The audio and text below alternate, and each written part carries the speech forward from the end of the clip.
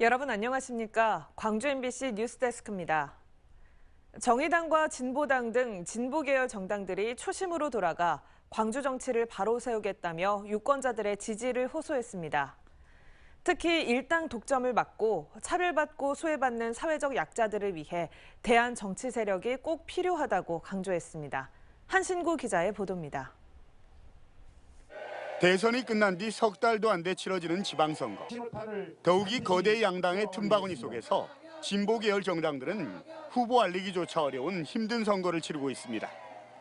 특히 소수 약자의 편에서 노동자와 서민의 정당을 표방해온 정의당은 대선 참패로 지역에서조차 세가 더욱 위축됐습니다.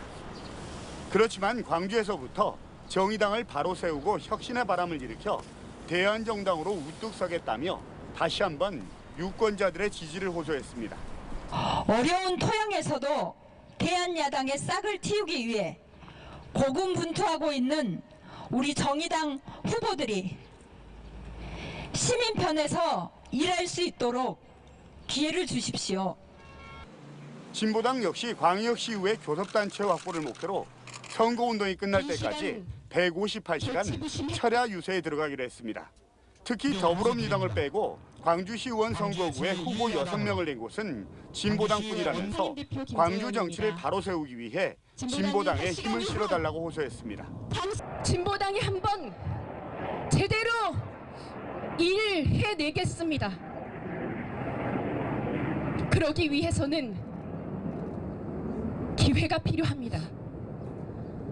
일을 할 수 있는 힘이 있어야 합니다. 사죄와 참회의 의미로 108배와 158시간 철야 유세에 들어간 정의당과 진보당. 이들 진보 계열 정당들의 호소에는 민주당 일당 독점의 어려운 지방선거 토양 속에서 진보 정치의 싹을 틔우겠다는 간절한 희망과 바람이 담겨 있습니다. MBC 뉴스 한신구입니다. 광주 교육감 선거의 막판 변수로 꼽혔던 교육감 후보 단일화가 사실상 물 건너갔습니다. 정성홍 광주 교육감 후보는 긴급 기자회견을 갖고 지금의 단일화 논의는 과정보다 결과에 치우쳐 반교육적이고 선거공학적 접근에 불과하다며 거부 의사를 분명히 했습니다. 정성홍 박혜자 후보와 단일화를 제안했던 강동환 후보도 정 후보가 빠진 박혜자 후보와의 양자 간 단일화는 의미가 없다고 밝혔습니다. 이에 따라 광주 교육감 선거의 막판 변수로 꼽혔던 후보 단일화는 사실상 어렵게 됐고 이정선, 이정재 후보 등 5파전으로 치러지게 됐습니다.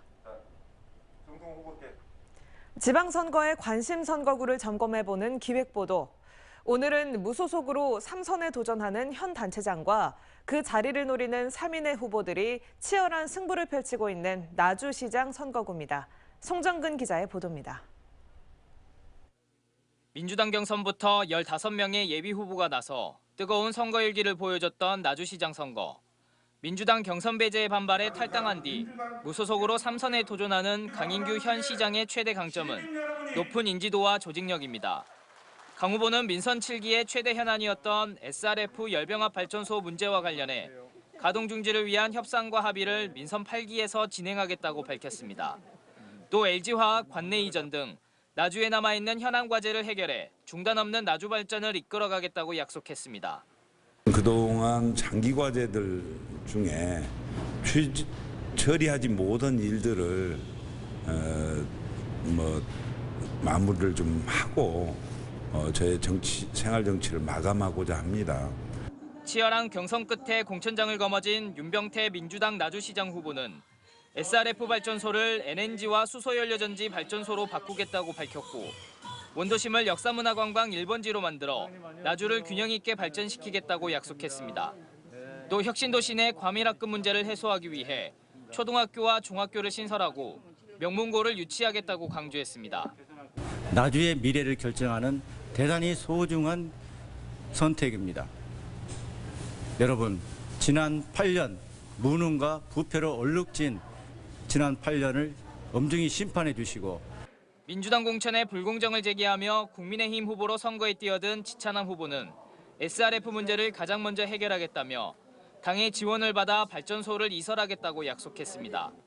또 역사와 전통에 관련된 정비 사업을 통해 원도심 활성화에 힘쓰고 혁신도시에는 초중학교를 신설해 과밀학급 문제를 해결하겠다고 말했습니다. 구용골프장 잔여 부지를 종합교육특구와 스포츠파크로 조성하겠다고 밝혔습니다.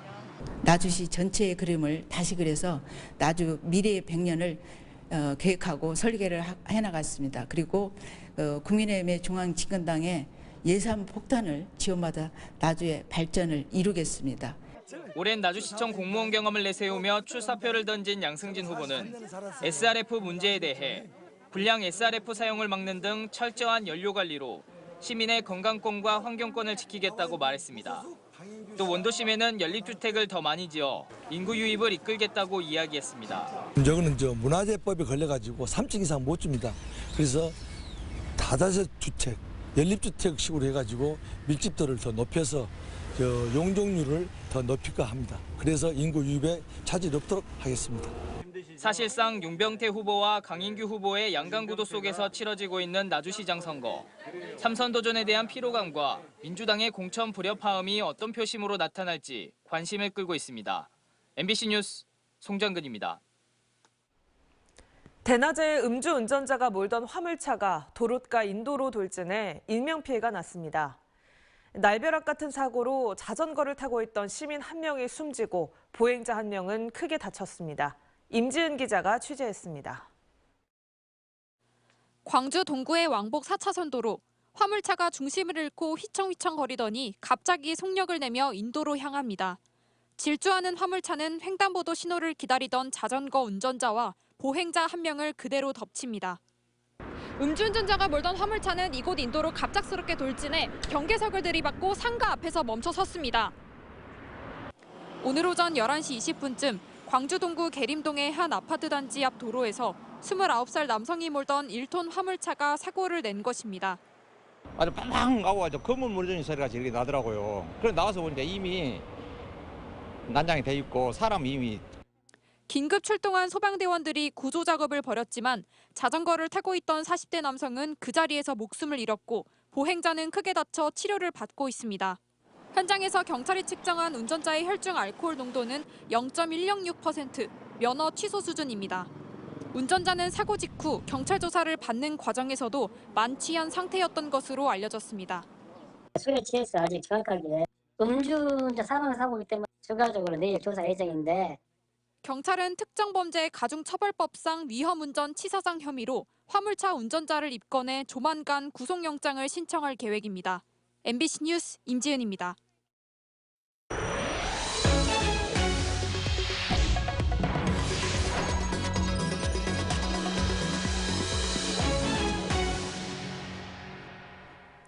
광주 남구청에서 또다시 갑질 논란이 일고 있습니다. 간부 공무원이 청소용역업체 소속 환경미화원들에게 막말을 하고 심부름에 밥값 계산을 시켰다는 주장이 제기됐는데요. 남구청이 진상 파악에 나서는 등 조사에 착수했습니다. 김영찬 기자입니다. 광주 남구청과 위탁 계약한 청소용역업체 소속 환경미화원 A씨. A씨는 해당 업체의 노조 지부장을 맡으면서 남구 관할 쓰레기 수거를 담당하는 공무원 B씨와 2년 동안 친분을 쌓았습니다.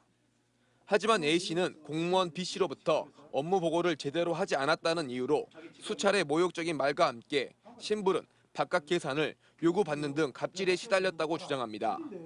어디야? 잠시요. 일로 와봐, 일로. 부탁하려 나한테. 공무원 B씨는 광주에 있는 A씨에게 전화를 걸어 전남의 한 지역으로 불러내기도 합니다. 안 한다고? 내가 이따가 저기 돌로에서 갈게요, 내가. 몇 시까지 계시려고요? 너 올 때까지 있지. 한 시간이 안 물어. A씨는 남구와 매년 계약을 해야 하는 청소용역업체 소속이기 때문에 B씨의 요구를 거절할 수 없었다고 말합니다. 머슴이죠. 머슴은 내가 봤을 때는 머슴보다 더 하는 것 같아요. 수치스럽고 우리 애들한테 떳떳하지 못하더라고요. 말은 못하죠, 사실. 우리 가족들한테도 말 못하고. 이에 대해 B씨는 A씨에게 욕설을 한 것은 잘못이지만 갑질은 절대 없었다고 해명했습니다. 제가 형제는 성질이 분열 자체는 직선적으로 말합니다. 진짜 포장해서 말도 못하고 A라는 사람은 악의적으로 가정 앞에서 못 장난 아닙니다. 진짜 거짓말은 필요도 하고 싶어요. 특히 이번 사건 발단에 대해선 주말 근무 수당과 관련해 청소 용역 업체와 환경미화원들 간에 마찰이 생겼는데 이를 남구청이 중재하지 않았다는 이유로 갈등이 생긴 것 같다고 반박했습니다.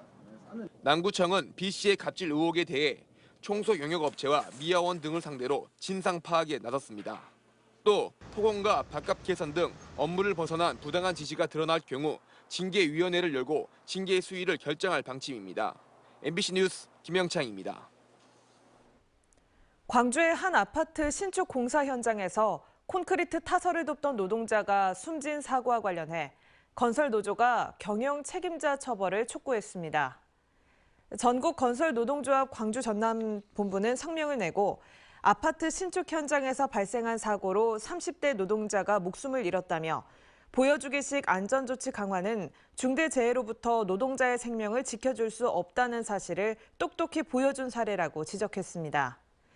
건설노조는 중대재해처벌법 취지에 맞게 현장 책임자인 두산건설의 실질적 경영 책임자를 처벌하고 안전사고의 구조적 원인을 철저히 규명해야 한다고 요구했습니다.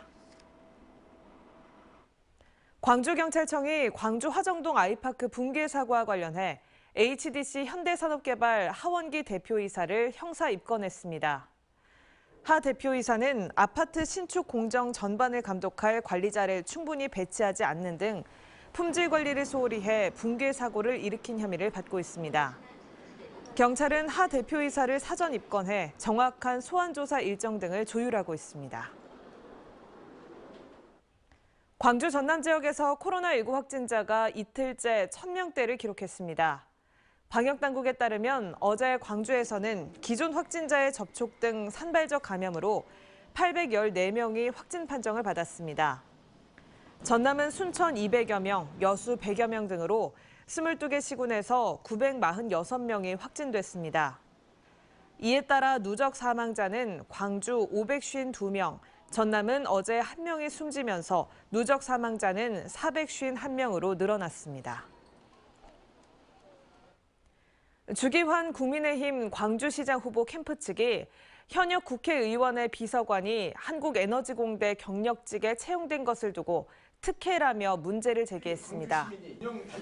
주기환 캠프 측은 보도자료를 내고 산자중기위 소속의 신정훈 의원의 전직 비서관이 한전공대 총장의 수행비서로 채용됐다며 이는 명백하게 이해충돌 방지 위반이라고 비판했습니다. 부정채용 의혹을 명백히 밝혀 지역민과 대한민국 청년에게 혈세로 설립한 대학을 돌려달라고 밝혔습니다.